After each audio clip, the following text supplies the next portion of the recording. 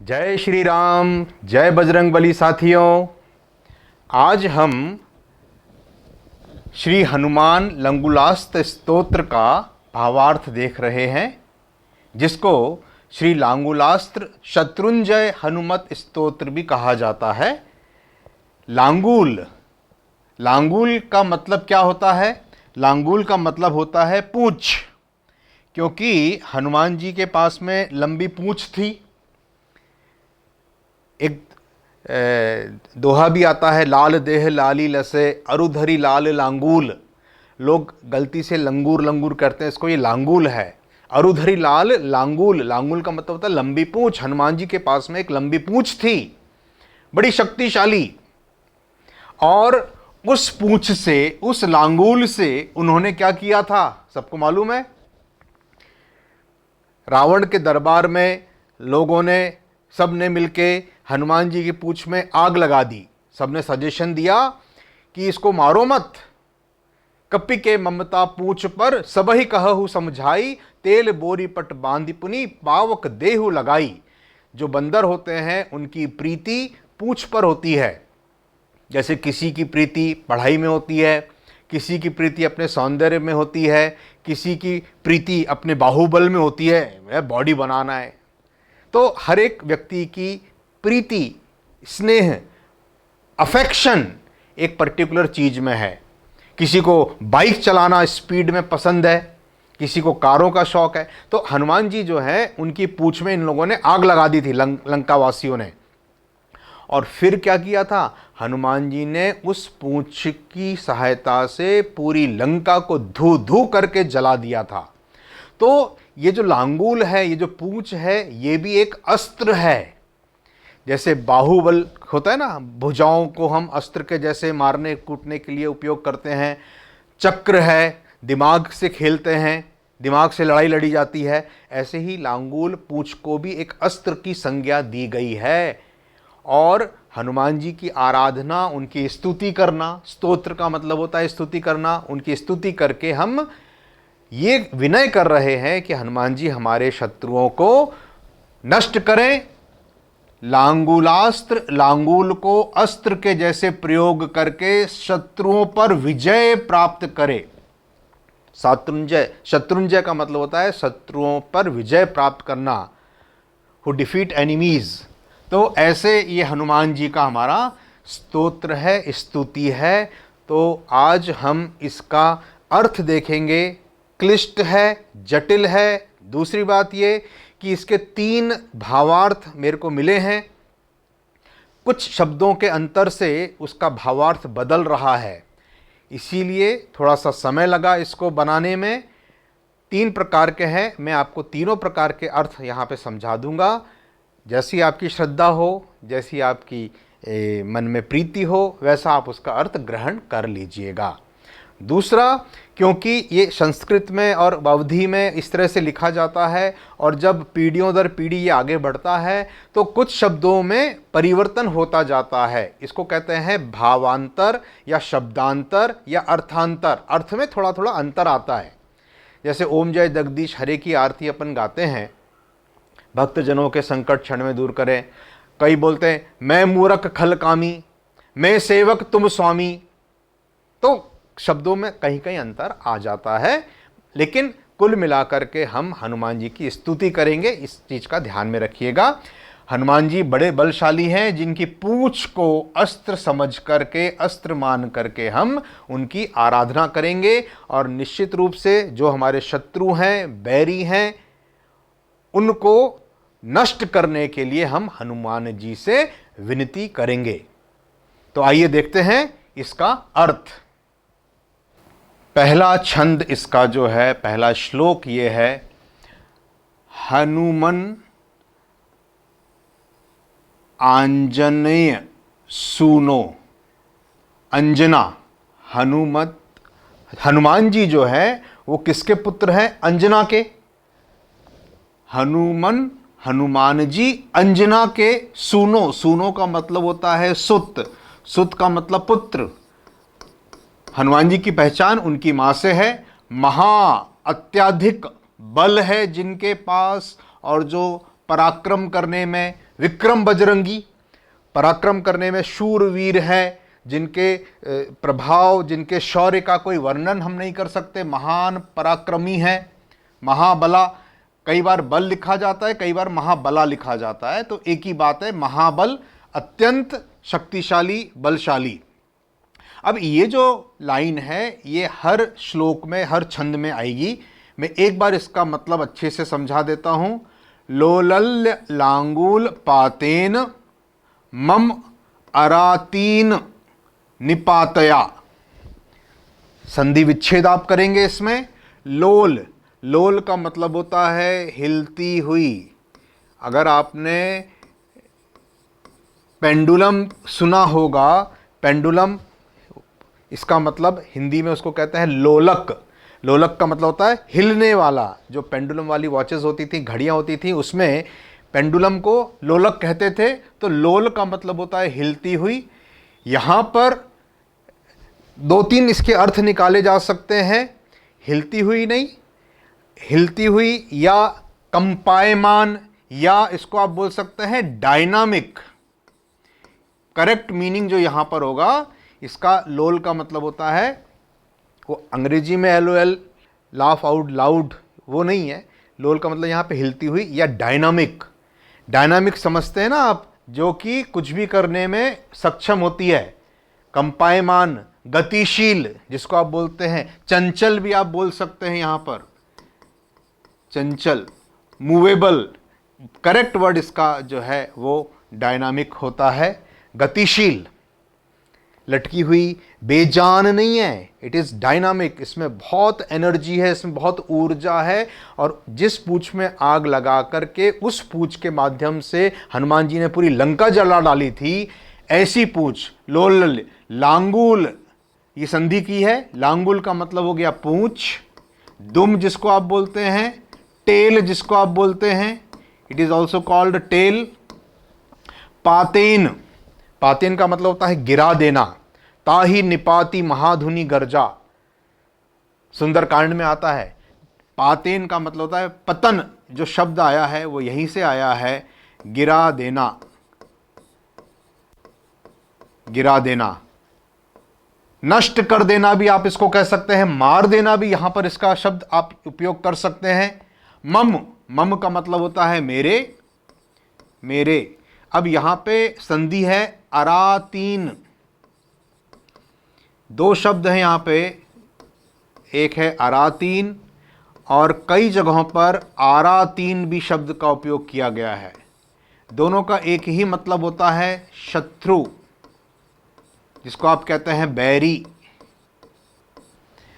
आरती एक अलग शब्द है। आरती जो हम करते हैं, आरती करना, किसी भी धार्मिक अनुष्ठान के बाद में आरती की जाती है।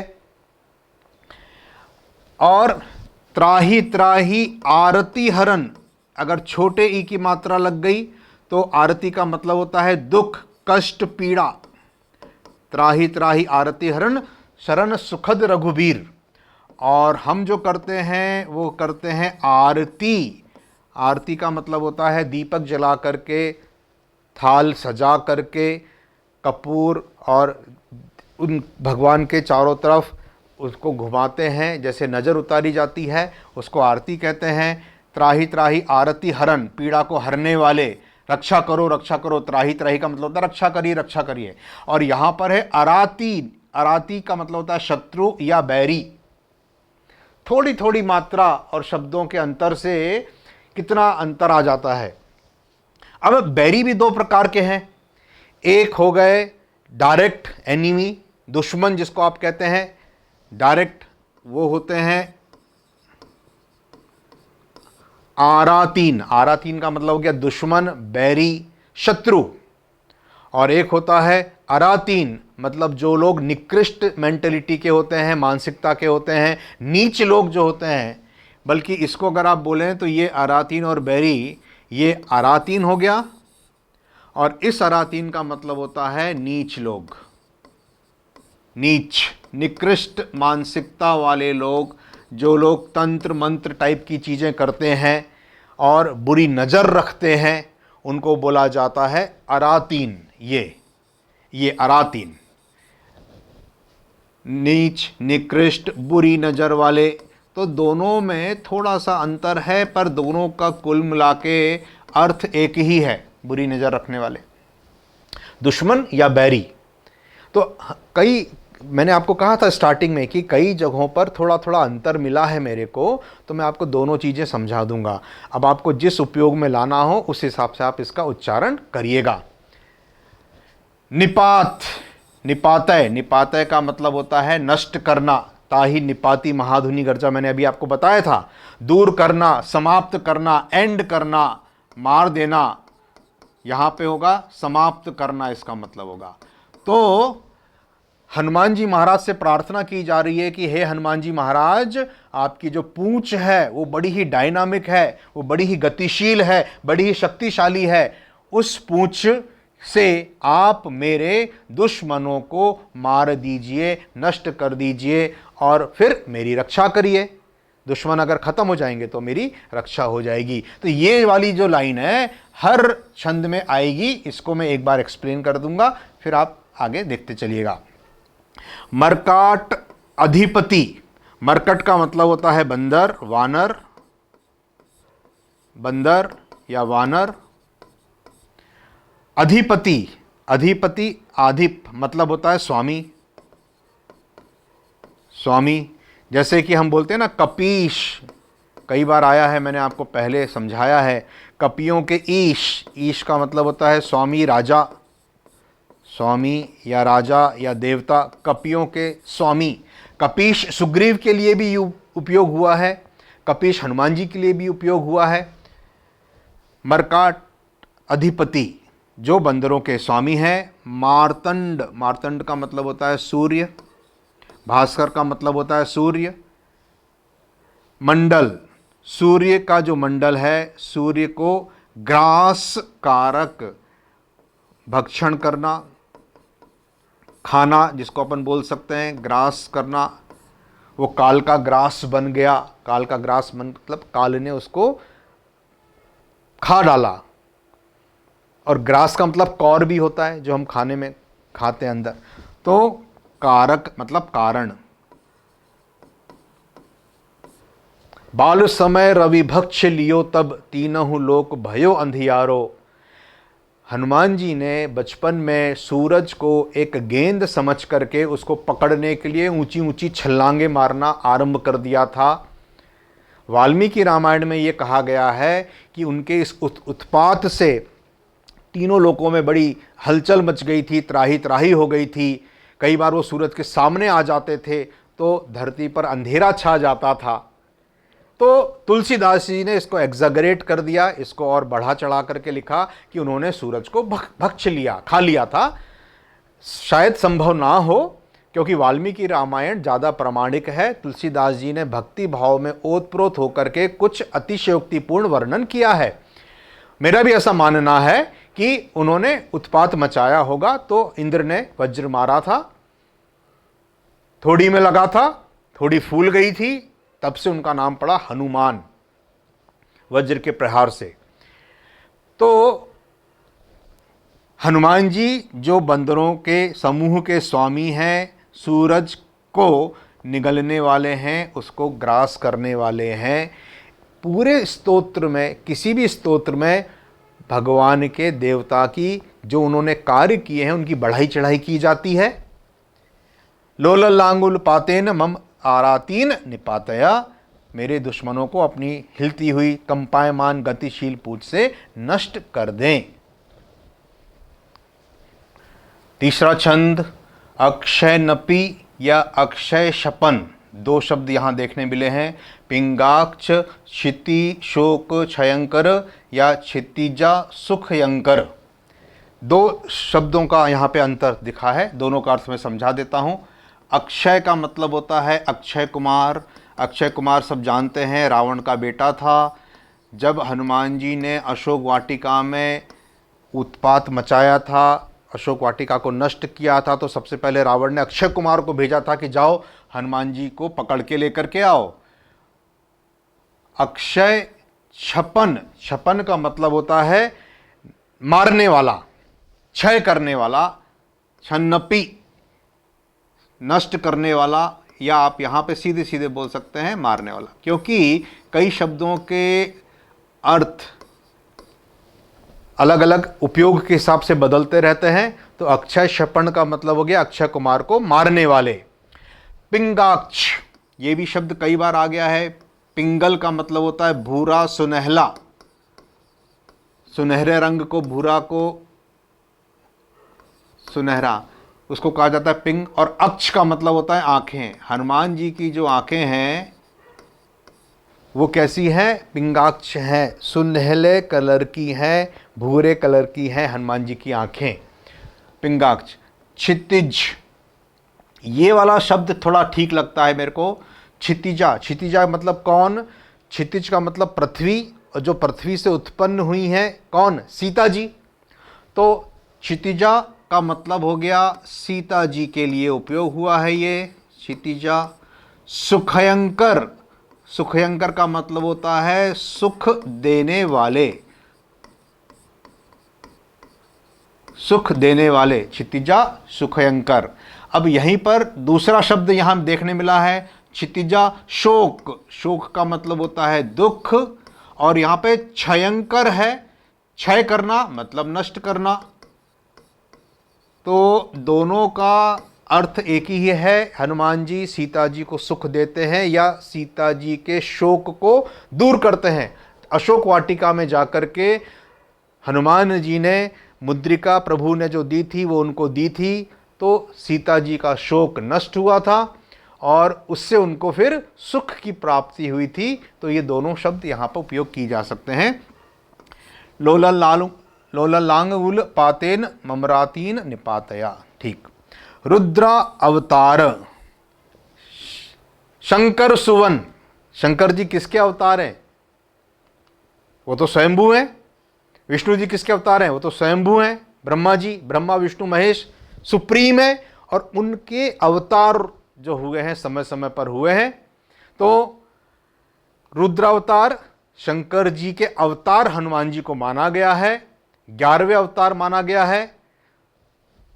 इनको अपन शंकर सुवन भी बोलते हैं। कई बार इसके ऊपर ऑब्जेक्शन हुआ है कई लोगों का कि नहीं, वो तो शंकर स्वयं केसरी नंदन है, लेकिन मेरा ऐसा मानना है, कई जगहों पर आया है, रामचरितमानस में भी आया है, शंकर सुवन शंकर जी के अवतार हैं वो।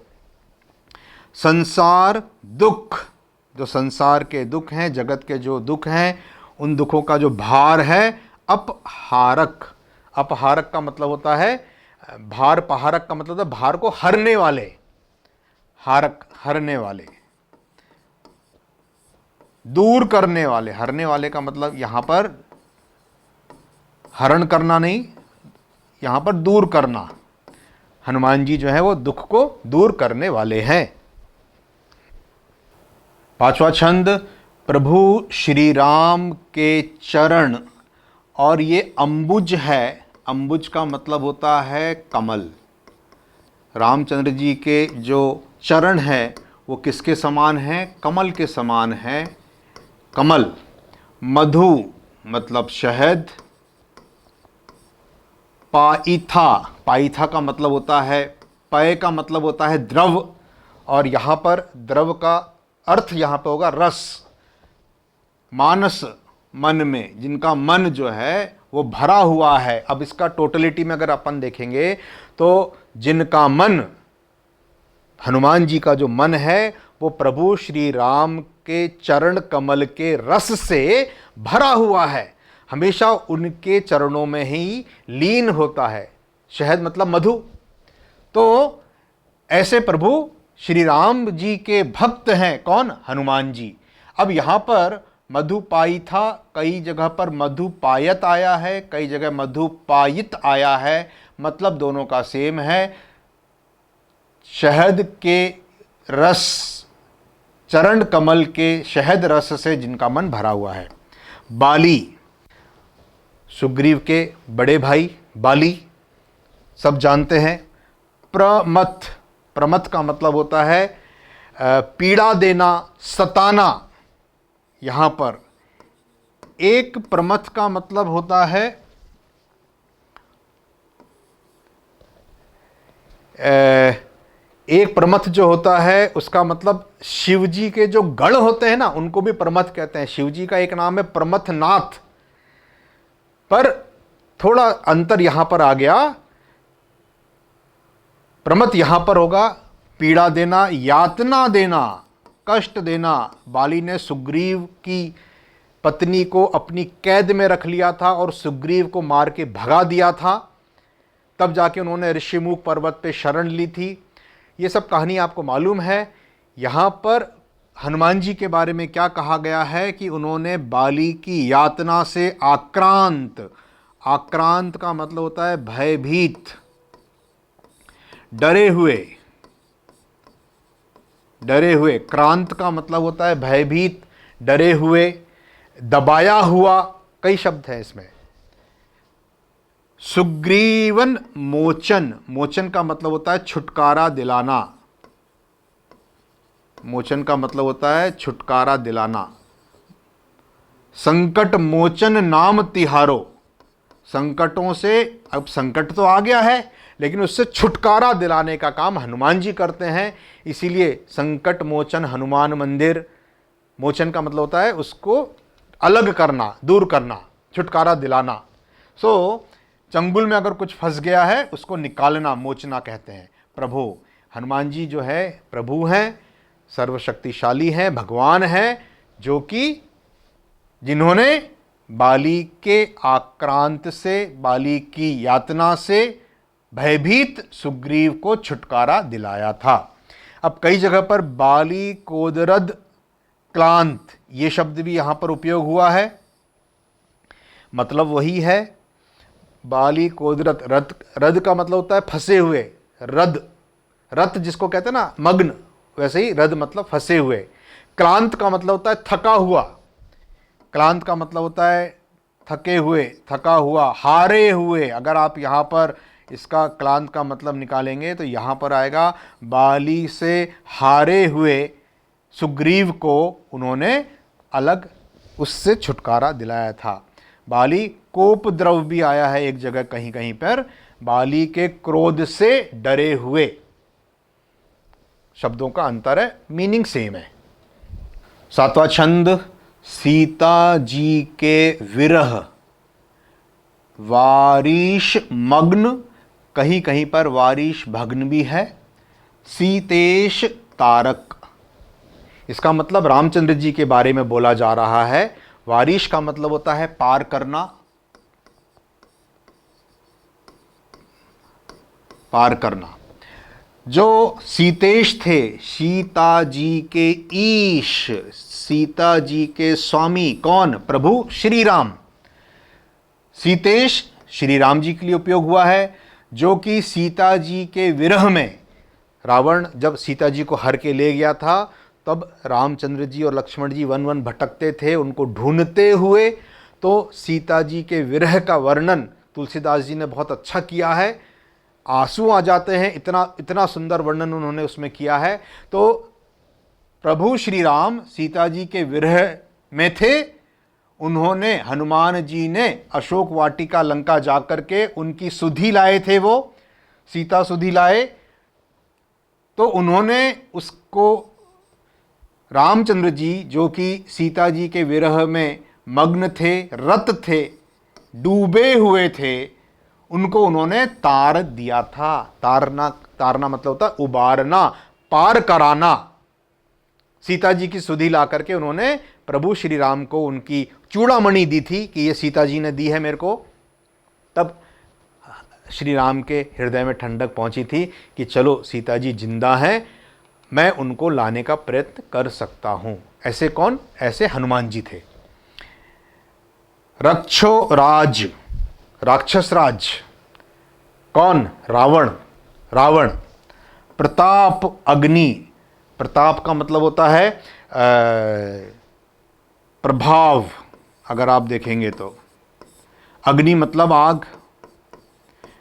उसकी बड़ी कीर्ति थी रावण की, तीनों लोक में, तीनों लोक जो उसके नाम से कांपते थे। कंपहि लोकप जाकी त्राता, तासु नारी सभीत बड़ी हासा। मंदोदरी से कह रहा है रावण कि जिसके नाम से ही तीनों लोग कांप जाते हैं। कंप ही लोकप, तीनों लोग जाकी त्राता, जिसके नाम से, जिसकी त्रास से, जिसके प्रभाव से कांप जाते हैं, उसकी नारी ऐसी भयभीत हो रही है, यह शोभा नहीं देता। तो ऐसे राक्षस राज रावण की प्रताप अग्नि से जलते हुए, दाह्यमान, दाह्य का मतलब होता है जलता, जलते हुए पूरे जगत को, जगद्वना, जगत संसार को उन्होंने राहत दी थी। हनुमान जी ने जगत वन, वन यहां पर दोनों का संधि हुआ है, जगत वन इसको कहा गया है। जगत वन मतलब संसार रूपी जंगल जो कि रावण की पीड़ा से जल रहा था, रावण के प्रभाव से जल रहा था, उसको उन्होंने शमन किया था, उसको राहत दी थी। कई जगहों पर जगत घन भी उपयोग हुआ है, इसका मतलब जगद्वना, जगत घन एक ही बात है, संसार को। नवाछंद ग्रस्त अशेष, कई जगह पर ग्रस्ताशेष भी लिखा हुआ है, ये ठीक है। ग्रस्त का मतलब होता है जकड़ा हुआ, जकड़ा हुआ। अशेष, अशेष का मतलब है जो शेष ना हो, शेष ना हो मतलब पूरा, संपूर्ण। जगत संसार, संसार। स्वास्थ्य, स्वास्थ्य का मतलब ऐसे तो हेल्थ होता है, परंतु यहां पर स्वास्थ्य का मतलब होता है कल्याण, भलाई, जगत की भलाई के लिए, जगत के कल्याण के लिए, जिसको राक्षसों ने पूरी रूप से जकड़ रखा था। राक्षसा असुरों ने, राक्षसों ने संबोधि मंदर, मंदर, मंदार एक पर्वत था जिससे समुद्र का मंथन किया गया था। और मंदर का मतलब यहाँ पर माननीय भी होता है, श्रेष्ठ भी होता है। तो मैं यहाँ पर मंदार का मतलब माननीय लेना ज़्यादा अच्छा समझता हूँ, श्रेष्ठ ज़्यादा लेना अच्छा समझता हूँ। श्रेष्ठ। संबोधि, संबोधि का मतलब होता है ज्ञान, ज्ञान से भरा हुआ, संबोधि इसको कहा जाता है, ज्ञान से परिपूर्ण। अब इसका मतलब क्या निकलेगा? हनुमान जी आप माननीय हैं, आप श्रेष्ठ हैं, जिन्होंने अपने संपूर्ण बुद्धिमत्ता से, संपूर्ण ज्ञान से, हम कहते हैं ना बल बुद्धि विद्या देहु मोहि, तो बुद्धि के बहुत बड़े इंटेलिजेंट वो हैं, स्वामी हैं हनुमान जी। अपने संपूर्ण ज्ञान से संसार की भलाई और कल्याण के लिए असुरों से, राक्षसों से जकड़ी हुई ग्रस्त इस पूरे जगत से रक्षा की थी। ऐसे हनुमान जी हमारे हैं। पुच्छ गुच्छ, पुच्छ का मतलब होता है पूंछ, गुच्छ का मतलब है गुच्छा, गुच्छा मतलब समूह भी आप कह सकते हैं। यहाँ स्फुरद, स्फुरद का मतलब होता है सिंटिलेशन, चमकता हुआ, दीप्तिमान। स्फुरद का मतलब होता है दीप्तिमान, चमकता हुआ। अगर आप इसको समझना चाहें तो चमकता हुआ, चमकता हुआ। भूमि जगत, अब कई जगह पर यह वीर आया है, भूमि की जगह पर वीर भी उपयोग हुआ है। वीर जगत, दग्धारी पत्तन, इसका मतलब यह हुआ दग्धारी, दग्धारी, दग्ध का मतलब होता है जलता हुआ, दग्धरी मतलब शत्रु, दग्ध का मतलब हो गया जलता हुआ। और अरी, यहां पर अरी का मतलब होता है बैरी या शत्रु, शत्रु। पतन, पतन का मतलब होता है गिरा देना, गिराना। और यहां पर क्योंकि पूंछ से गिराने की बात हो रही है तो अपन वर्षा करना भी इसका अर्थ समझ सकते हैं। तो इसका मतलब क्या हुआ कि जगत के जो शत्रु हैं, अपने शत्रुओं को, संसार को जलाने के लिए, नष्ट करने के लिए इन्होंने अपनी पूंछ से अग्नि की वर्षा की थी, है ना। दीप्तिमान पूंछ से, पूंछ का समूह जो है, पूंछ से अग्नि की वर्षा करके इन्होंने अपने शत्रुओं को, मतलब शत्रुओं को जला दिया था, नष्ट कर दिया था अग्नि की वर्षा करके। 11वां छंद जगन्मनो। जगन्मनो का मतलब होता है जगत से आया है इसका शब्द। जगत या ब्रह्मांड इसको आप बोल सकते हैं, संसार बोल सकते हैं, जगन या जगत। दुर्लंघ्य, दुर्लंघ्य का मतलब होता है दुर्गम, कठिन, दुर्गम या कठिन इसको कहा गया, कठिन। लंघ्य, लंघ्य का मतलब होता है लांघना। जहां भी शब्द लांघना आया तुरंत हमको समुद्र का ध्यान आ जाता है। हनुमान जी ने छलांग मार के समुद्र को पार किया था। पारावार, यह आ गया, देखिए पारावार का मतलब होता है समुद्र, सागर। विलंघन, विलंघन मतलब पार करना। लांघना, लांघने की क्रिया को लांघना, लांघा था इसको आप बोल सकते हैं। इस जगत में, इस संसार में कठिन समझे जाने वाले, जो कि लांघने में बड़ा कठिन था, दुर्लंघ था, उस समुद्र को आपने पार किया था, लांघा था। स्मृत मात्र, केवल स्मरण करने से, केवल याद करने से, कहते ना भाई केवल याद करो आप भगवान को और भगवान आपकी मनोकामना पूरी कर देते हैं। समस्त, सभी। ईष्ट मतलब मन वांछित, मन में जो आपने इच्छा की है, इसको कहा गया है पूरक प्रणत प्रिय। प्रणत का मतलब होता है भक्तगण, दासगण जिसको आप बोलते हैं। प्रिय का मतलब होता है प्यारे, प्रिय मतलब चाहने वाले। हनुमान जी अपने चाहने वाले प्रिय भक्तों की, अब इसमें दो शब्द आए हैं, एक पूरक और एक पूर्ण।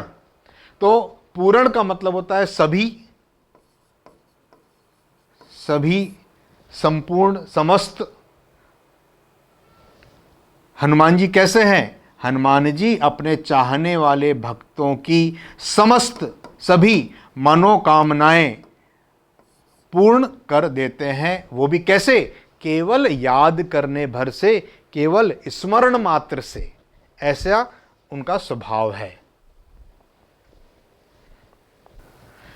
13वां छंद रात्रिंचर, जो रात्रि को चरते हैं, चलते हैं। रात्रि को चलने वाले कौन? अंधकार में चलने वाले कौन? असुर। असुर, निशाचर जिनको कहा जाता है ना, निशा का मतलब होता है रात्रि, और जो रात्रि में चलते हैं या अपना आचरण करते हैं, निशा में, रात्रि में चलने वाले, आचरण करने वाले निशाचर, राक्षस जिनको आप कहते हो, असुर जिनको आप कहते हो, दैत्य जिनको आप कहते हो। चमु राशि कर्तन नैक, कर्त नैक एक्चुअली इसको बोला गया है। चमू का मतलब होता है चतुरंगिणी सेना, सेना की टुकड़ी या फौज का दस्ता। चमू, सेना की टुकड़ी जिसको आप बोलते हैं। राशि, चमू राशि का मतलब समूह, समूह। कर्त, करने वाले, कर्ता जिसको आप कह सकते हैं। नेक, विभिन्न प्रकार के जो राक्षसों के समूह हैं, उनको आप विकर्तन, सूर्य के समान उनकी अंधकार से उनको दूर कर देते हो। नैक का मतलब होता है विभिन्न प्रकार के, अनेक प्रकार के। अनेक से नेक आया है, अनेक। अब विकर्तन के दो शब्द यहां पर आएंगे। एक तो होता है विकर्तन का मतलब होता है सूर्य, और एक विकर्तन का मतलब होता है, कर्तन का मतलब होता है काटना, कर्तनालय, हेयर कटिंग सैलून को कर्तनालय भी बोलते हैं हिंदी में। तो अब इस पूरे का अर्थ क्या निकलेगा, हनुमान जी आप जो हैं वो अनेक प्रकार की राक्षसों की सेना समूह को काटने वाले हैं। जैसे सूर्य अंधकार को काट देता है, वैसे ही आप हनुमान जी रात्रि को चलने वाले, विचरण करने वाले राक्षसों को आप मार देते हैं, हटा देते हैं, राक्षसों की सेना को नष्ट कर देते हैं। इसका मतलब ये निकलेगा आप अपनी डायनामिक, गतिशील पूंछ से मेरे शत्रुओं को गिरा दीजिए, मार दीजिए। जानकी सीता जी, अब जानकी ज्ञानी, यहां पे जानी भी आया है शब्द। जानी का मतलब होता है प्रिय। अब जानकी जी के प्रिय कौन है, जानी का मतलब होता है प्रिय। अब जानकी का मतलब तो हो गया सीता जी, और जानकी ज्ञानी सीता जी के प्रिय। अब आप बताइए सीता जी के प्रिय कौन, प्रभु श्री राम। उनके आप प्रेम पात्र हैं, उनको आप बहुत प्रिय हैं, दोनों को प्रेम के सुपात्र हैं। सीधा सीधा मतलब है, पात्र का मतलब पात्रता रखना, काबिल होना, जिसको आप कहते हैं काबिल। श्री राम और जानकी दोनों के आप प्यार के काबिल हैं। परम तप का मतलब होता है दुश्मनों को ताप देने वाला, दुश्मनों को दुख देने वाला। परम तप का मतलब होता है दुश्मनों को ताप देना मतलब दुख देना।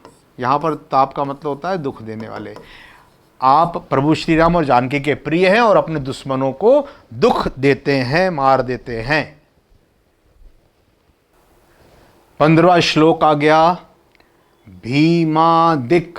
भीम का मतलब होता है बड़े, भीम काय का मतलब होता है काया, जिसकी काया बड़ी भयानक बड़ी हो, भीम हो, बड़े।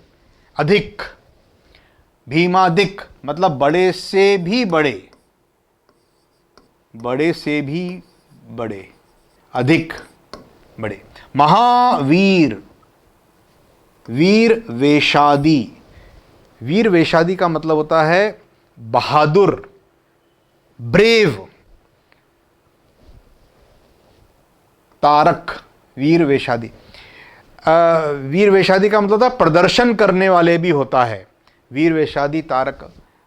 आपने वीरता का कई जगहों पर बड़ा भयानक प्रदर्शन भी किया है, इसका मतलब ये होता है। वेशावतारक एक शब्द होता है, वीर वेशादी तारक, इसको अगर आप पूरा देखेंगे तो इसका मतलब निकलेगा प्रदर्शन करने वाले। हे हनुमान जी, आप बड़े से बड़े वीरों से भी बड़े महावीर हैं और आप हमेशा अपनी वीरता का, वीर वेशादी तारक मतलब आप अपने वीरता का, साहस का प्रदर्शन करते हैं। आपने कई जगहों पर इसका प्रदर्शन किया है। 16वां श्लोक, वैदेही मतलब सीता जी। विरहक्रांत, सीता जी के विरह से आक्रांत मतलब दुखी या ग्रस्त कहना चाहिए। सीता जी जब रावण की कैद में थी, तब सीता जी के विरह से दुखी, आक्रांत। राम जो हैं, उनके इस रूप को देख करके वन वन भटक रहे थे, सीते सीते सीते पुकार रहे थे। विग्रह का मतलब होता है मूर्ति, या यहाँ पर इसका मतलब होता है रूप। रोषेक, रोष का मतलब होता है क्रोध होना, गुस्सा होना। कब जब रामचंद्र जी सीता जी के विरह में दुखी थे, वियोग में दुखी थे, तब उनके इस रूप को देख करके हनुमान जी को बहुत रोष हुआ था, बहुत क्रोध से वो भर गए थे। उनसे रामचंद्र जी का दुख देखा नहीं गया, देखा नहीं जा रहा था।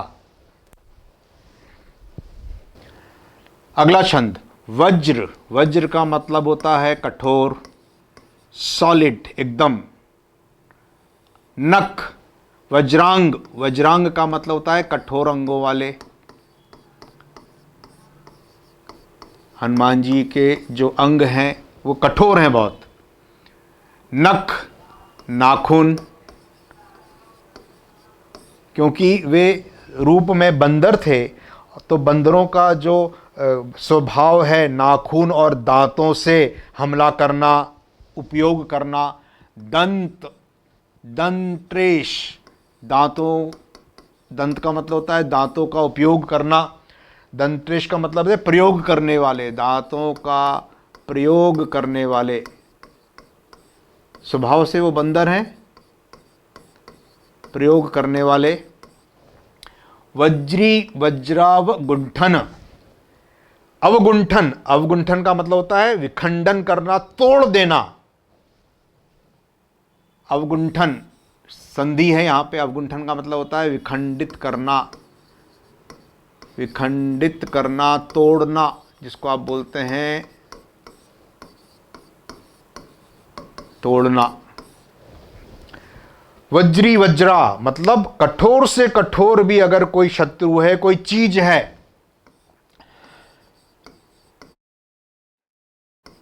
कठोरतम, कठोर से भी कठोर अगर कोई चीज है, उसको आप अपने नाखून और दांतों का प्रयोग करके तोड़ देते हैं, विखंडित कर देते हैं। 18वां छंद अखर्व, गर्व। अखर्व का मतलब होता है बड़ा, कभी नष्ट ना होने वाला। यहां पर इसका मतलब आएगा कभी नष्ट ना होने वाला।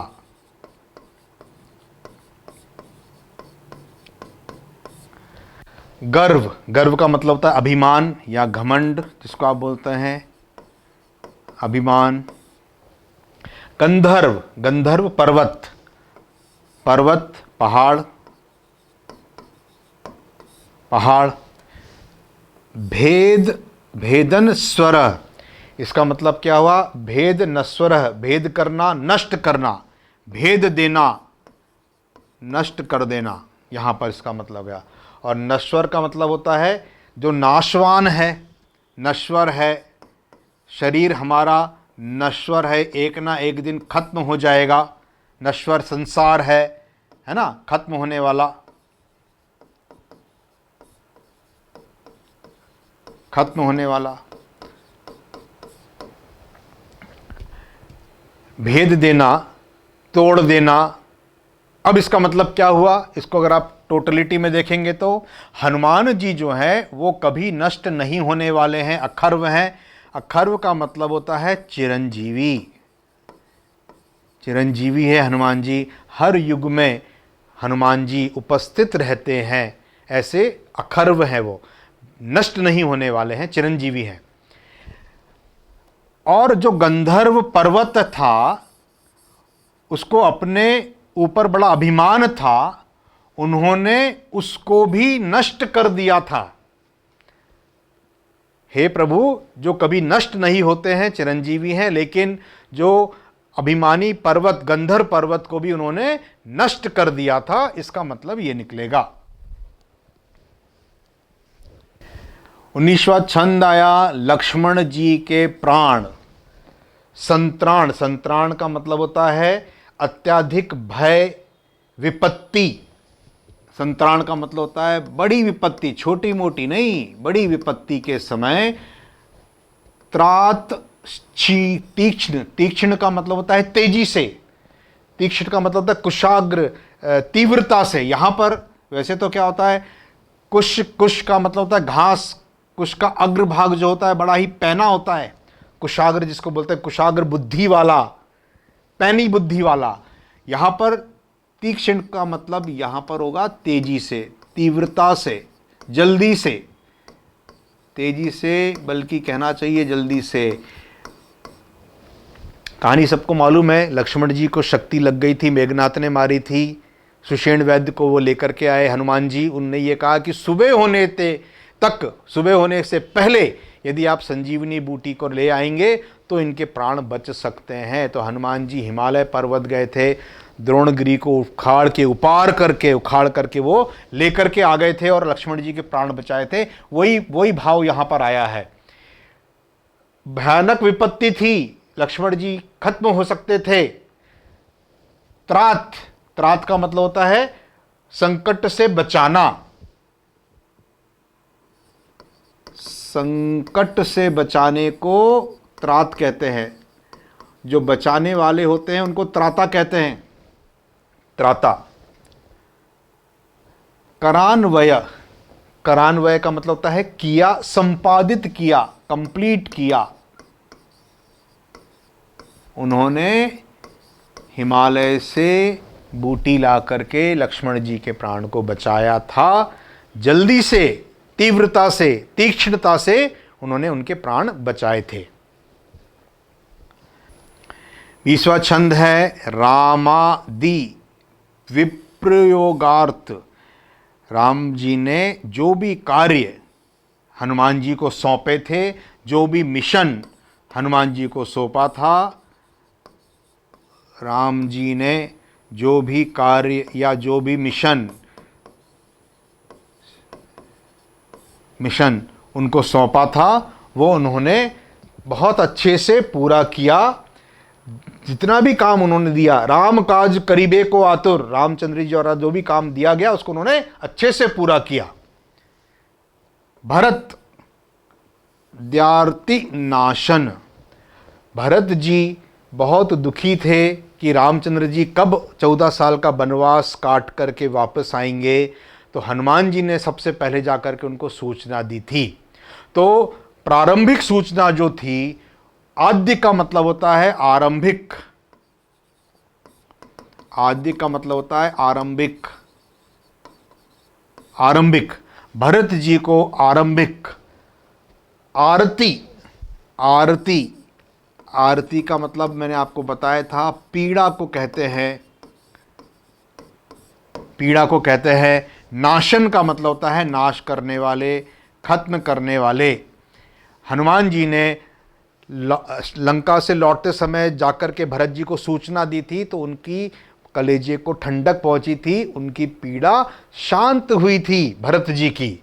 तो रामादि विप्रयोगार्थ, रामचंद्र जी के मिशन को पूरा करने वाले और भरत जी की आरंभिक पीड़ा को दूर करने वाले हनुमान जी। 21वां छंद द्रोणाचल। द्रोणगिरी पर्वत को समुत्क्षेप, सम का मतलब होता है पूरा, और उत्क्षेप का मतलब होता है उखाड़ना। जैसे प्रक्षेप का मतलब होता है रॉकेट का प्रक्षेपण किया जाता है, उसको ऊपर भेजा जाता है प्रक्षेपित करके। तो उत्क्षेप का मतलब होता है ऊपर उछालना। यहां पर इसका मतलब होगा उखाड़ना। इन्होंने द्रोणगिरी पर्वत को, द्रोणाचल पर्वत को पूरा उखाड़ दिया था। और समुत्क्षिप्तारी वैभव, वैभव का मतलब यहां पर आया उनका जो नाम है, उनकी जो प्रसिद्धि है, उनकी जो प्रसिद्धि है, प्रसिद्धि छोटी की मात्रा, पूरी तरह उखाड़ने वाले, तारना मतलब उखाड़ करके फेंकना, उत्क्षिप तारी, उसकी प्रसिद्धि उनके पास है। किसके पास? हनुमान जी के पास। इन्होंने द्रोणाचल पर्वत को उखाड़ दिया था और वो उखाड़ने का नाम किसके नाम है? हनुमान जी के नाम है। द्रोणाचल पर्वत को वो लेके आए थे जिसमें संजीवनी बूटी होती थी। सीताशीर्वाद संपन्न, जो संपन्न है, भरे हुए हैं, सीता जी के आशीर्वाद से पूर्ण, भरे हुए। सीता जी ने उनको आशीर्वाद दिया था ना, अजर अमर गुण निधि सुत होहु, करहु बहुत रघुनायक छोहू। हनुमान जी को सीता जी का आशीर्वाद प्राप्त था। सीता जी के आशीर्वाद से जो भरे हुए थे, और समस्त वय वाक्षत, इसमें समस्ता भय वांछित भी कई कई जगह पर उपयोग हुआ है, देखने को मिला है। तो हनुमान जी जो है, उनका मन आशीर्वाद से भरा हुआ था सीता जी के, और उस आशीर्वाद के स्वरूप उन्होंने सबको बचाया भी था, सभी को। समस्त वय, वय का मतलब होता है उम्र वैसे तो, आयु, और वाक्षता मतलब हमेशा वो अक्षय रहे हैं, चिरंजीवी हुए हैं, अजर अमर। अमर जो शब्द है, अजर, जिसपे उम्र का असर ना हो, जर का मतलब होता है आयु, और अमर मतलब चिरंजीवी, गुण निधि सुत हो, ऐसे गुणों की तुम खान हो, हे पुत्र। सीता जी हनुमान जी को आशीर्वाद दी थी, तो उस आशीर्वाद से ही समस्त वय वाक्षत हनुमान जी और अजर और अमर हुए हैं। ऐसे सीता जी के आशीर्वाद से वे संपन्न थे। और अंतिम श्लोक, अंतिम छंद है फलश्रुति। इस शत्रुंजय पाठ को करने से क्या होने वाला है? ओम इति एवं, इस तरह। इत्येवम एक शब्द हो गया, इत्येवम का मतलब हो गया इस तरह। जो लोग भी इस पाठ को करेंगे, अश्वत्थ, अश्वत्थ का मतलब होता है पीपल, पीपल। तलो, तल, तल का मतलब होता है नीचे बैठ करके, तल, नीचे, तला, तला बोलते ना। उपविष्ट, उपविष्ट का मतलब होता है बैठकर, पीपल के पेड़ के नीचे बैठ करके। अगर आप इस शत्रुंजयम, शत्रुओं को जीतने वाले,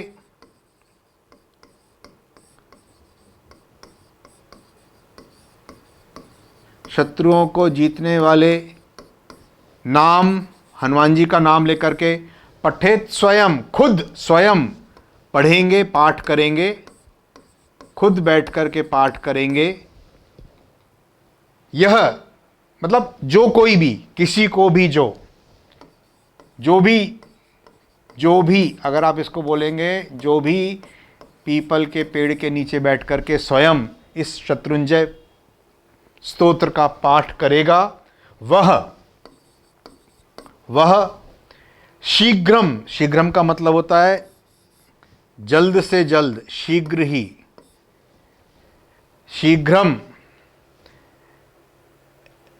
एव आस्त, दो शब्द हैं यहां पे।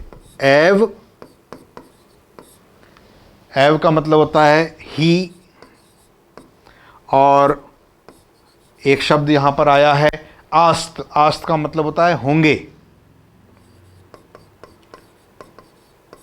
अब यहां पर कई जगहों पर अस्त भी लिखा हुआ है। अस्त का मतलब होता है अस्त हो जाना, डूब जाना। एक दूसरा मीनिंग यहां पर यह भी आया है, डूब जाना, डूब जाना। समस्त, सभी, उसके सभी शत्रु, बैरी जो हैं वो डूब जाएंगे, अस्त हो जाएंगे, है ना। सभी शत्रुओं का नाश हो जाएगा। प्रमोदते, प्रमोद का मतलब होता है आनंदित होना, प्रसन्न होना, वो आनंद से भर जाएगा, आनंदित हो जाएगा। मारुत जय प्रसादम, बजरंग बली के, हनुमान जी के प्रसाद से, उनके आशीर्वाद से वो आनंद से भर जाएगा। इस तरह से इसका भाव आया। इति शत्रुंजय हनुमत स्तोत्रम। इस प्रकार हनुमान जी का ये स्तुति, हनुमान जी का स्तोत्र जो कि शत्रुओं को जीतने वाला है, समाप्त होता है। इति का मतलब होता है समाप्त होता है।